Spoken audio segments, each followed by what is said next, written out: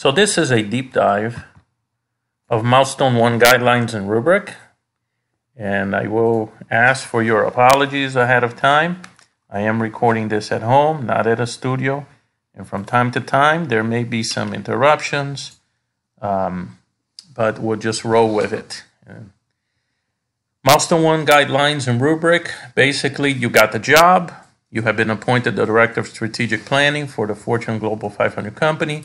You selected in Module 1. If you have not yet done that assignment, please be sure to turn in ASAP. This assignment, all of the other work, most of it, I would say, 90%, is dependent on the company that you choose. So if you have not yet had the opportunity to turn your company selection assignment, go ahead and turn it in ASAP. Now, of course, they were impressed with your detailed background research about the company's vision and goals. If you remember, you went in for the interview, and going into the interview, you were prepared. You've actually done analysis and research on the company, its products, its current strategies in the market, and of course, some of your recommendations. So they were very impressed with that approach that you've taken. Okay. So they've given you the job. So after they give you the job, first day you come in, you're very excited. The VP of Strategy and Operations takes you aside and says, look, problem is strategic planning really has been a challenge for us in the past few years, in the past year. We're having a trouble crafting new strategies and aligning them to the company's mission and goals.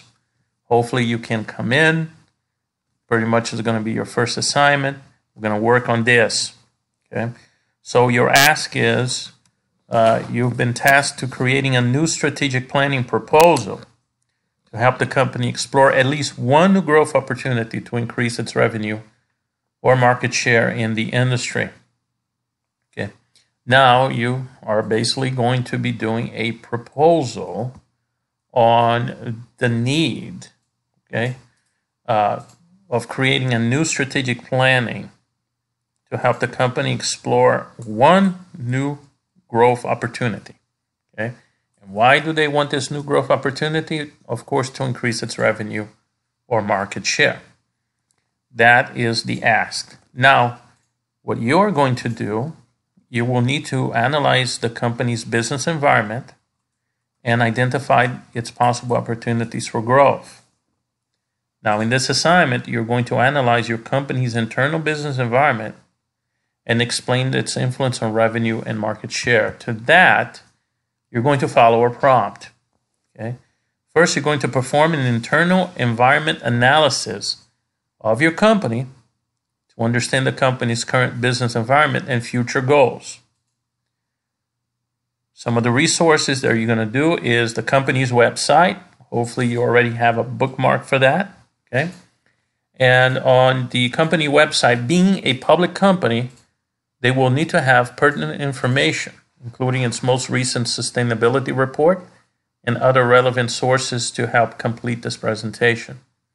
This is one of the main reasons why we do ask you to have limited your company choice to those companies, because those companies will have those reports, specifically the sustainability report. There is no way that you can get around this particular piece of data. Your company must have it, and all the companies that were selected on that list will have a sustainability report. Okay?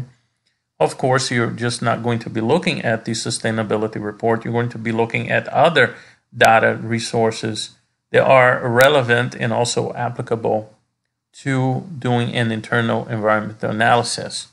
Very important, you can also use resources in the MBA Library Research Guide. There's a link to it, okay, on the prompt, on the rubric. You can click on it and reach that, okay, to conduct further research about your company. So the more data you have, the more research you do on a company, the better prepared you're going to be for this particular internal environmental analysis and for this proposal, okay? Now, how is the proposal going to be presented? You're not going to use a Word document. You're not going to use a PDF. You're going to use a Microsoft PowerPoint presentation, and only PowerPoint presentations will be accepted for this particular assignment. Okay? Now, create a PowerPoint presentation to show the results of your analysis. Use both on-screen text and speaker notes to convey your information effectively. For example, you can use brief bulleted lists summarizing the highlights of your analysis on the slide and include more detailed explanations where needed in your speaker notes. Okay? So be sure to be very strategic of when you're just going to use brief bulleted lists, summarizing your main points, and also you're going to be using your speaker notes to give a little bit more concrete information. I know it's not here in the rubric, but I will also accept a video. If you want to put a video in the presentation, that's fine. I will also accept audio and multimedia. The better presentation that you do in terms of aesthetics, the better that is going to be accepted by the employer or by the company. Okay. Specifically, you must address the following rubric criteria. Okay. So there are 3 rubric criteria that you must meet. Okay. Also, specifically, they give you a number of slides that you can dedicate for each of the criteria. For example, the first one, overview, on slide number 1. Okay. Now, when it says on slide number 1, it doesn't mean, go to this assignment as if you were presenting this proposal to the actual company. So most of the times you have a title page, right? That's in pretty much almost every PowerPoint presentation in your respective industries, okay? So when it's saying here slide number 1, it says that they only want 1 slide for an overview. They only want 2 or 3 slides for your existing entities. And then on slide 4, okay, they only want 1 slide for your 5-year goals, right? So you can structure it as you see fit, but be sure that you do have, 1 slide for overview, 2 to 3 slides for existing entities, and 1 slide, of course, for 5-year goals, right? On overview, only 1 slide for that. You're going to provide a brief overview of the company's products, services, and customer base. Again, be very creative. I'll leave that up to you, of providing that brief overview. Existing entities, identify at least 2 existing partnerships, mergers, or acquisitions. Explain how these entities contribute to the company's revenue or market share. So you're going to be looking at 2 existing partnerships, any mergers or acquisitions that you currently have existing in the company. Not something that you're looking to do, an existing market partnership, or a merger or acquisition. They can also be in the pipeline, meaning they have not yet materialized, but they are in the pipeline. They are in the process of merging into the companies. Okay, so you're going to explain how these entities contribute to the company's revenue or market share. Right? It's going to be very important that you be, be detailed, but at the same time, abide by the rules of the presentation. Now, often we come across this problem in corporate reporting, right? Specifically, for example, when you're doing quarter earnings, right? Quarter ending earnings, or earnings call, where you have very limited space, okay, very limited real estate to basically provide a tremendous amount of information. So often the way that we do this in reporting is that we will provide the salient points or just a summary of the information, the very pertinent information, the important information, highlighted information that we really want to get across to them. But we also leave a little note that at the end of the presentation, we have included some type of glossary. Okay, in the presentation itself, it could be bibliography, further resources, further reading. So a lot of it, that bulk of that detail is presented not in the main presentation. We only use bulleted points for those and whatnot. But the meat of it, the additional information that's really going to give a lot of background is going to be either in a glossary, bibliography, or, towards the additional resources that the reader can go and do additional reading on their own time. Okay, please feel free to do that. It's perfectly allowed, not a problem. The other one is a 5-year goals. I've seen that many of you have actually conducted 5-year goals, particularly in the military. So this is not going to be an issue at all. Is the 5-year goals, what they allude to is speculate on what the company wants to achieve in the next 5 years by considering its mission statements, its values and goals, and relevant sections of its sustainability report. This is going to be very important, okay? It's important that we think out of the box, but not to go completely out of the box. For example, we want to make sure that whatever we want the company to achieve in the next 5 years, okay, that it is in full alignment with the mission statement of the company, the values of the company, and the goals of the company, and also a relevant section of sustainability reports. So if in the next 5 years you want to do something that goes against the mission statement of the company or its value and its goals, that's a non-starter. That's going to be like, you're going to get one of those looks and go like, say, what? Okay? They're going to be looking at you and going, are you Meshuggah? Are you crazy? Well, what? This does not align with the goals of the company.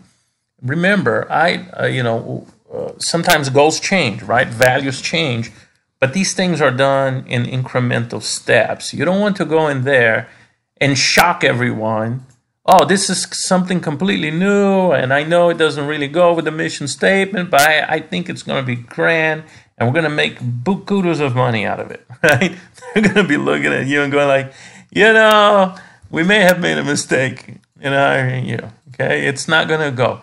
But if you really have a good plan, if you really think of something that may somewhat go not in full alignment with the mission statement, maybe the mission statement needs to be enhanced, but that is a conversation that needs to happen outside of that meeting, and it's something that needs to happen with time, okay? But not in this meeting. This meeting, you're not going to change the mission statement, not the values or goals.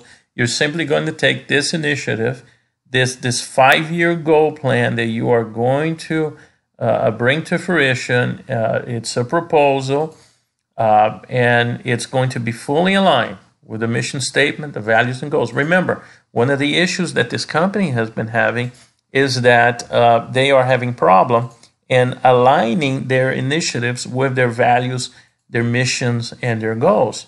They brought you in to basically take a look at it and give them some good proposals on how they can overcome this challenge.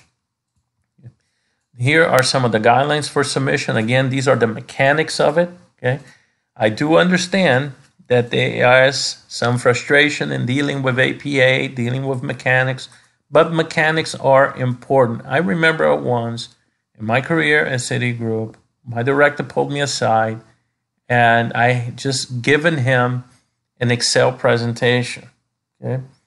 And it was just a simple table with some figures in them and some projections. And he looked at me and he said, Yubi, it's good work, but I need you to go back and I need you to revise, not the figures. I need you to revise the presentation. I need you really to make it shine, because he said, look, the way we directors look at this and we executives look at this, we're just not looking just for the information. The information is, of course, 99%, but you have to make it pretty. You have to make it presentable. You have to follow the mechanics of presentation. So I learned a huge lesson that day that, just don't present the facts, that the facts need a little bit of packaging to go with that. And the prettier it is, the nicer it is, the more professional looking a presentation is, the better people are going to receive that. Because I don't know about you, but I've been in presentations, particularly PowerPoint presentations, when I'm looking at the presentation and I'm digesting what's being said, but boom, I notice there is a typo. And for some reason, my brain cannot get away from the typo. Or there is something wrong with the formatting.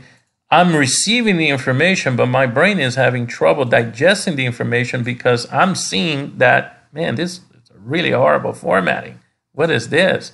This person probably failed PowerPoint 101. So be very careful that, mechanical mistakes don't detract from the presentation.